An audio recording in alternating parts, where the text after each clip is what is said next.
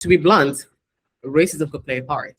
It's for a lot of organizations, it's another African country at war with itself. You know, it's not like it's even being invaded or another country attacking. It's another African country fighting with itself.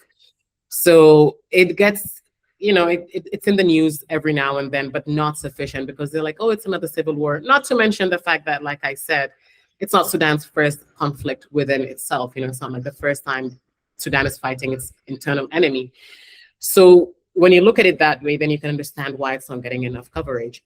There's also the issue of access for journalists and funding. For a lot of news organizations, it just doesn't merit. It's too far away. You know, Sudan, well, it's not affecting us in the US, is it?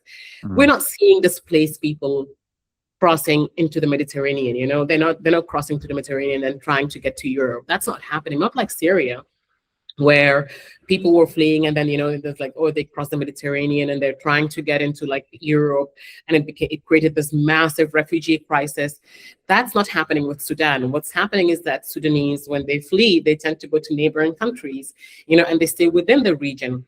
And the fact that it's not reaching European shores and, American shores is one of the reasons why it's not getting enough headlines. If I would say the 9 million people displaced or the 11 million people displaced throughout this conflict and the ones before, if they all crossed the ocean and made their ways to the US and to Europe, trust me, you would see Sudan on the news every single day, nonstop.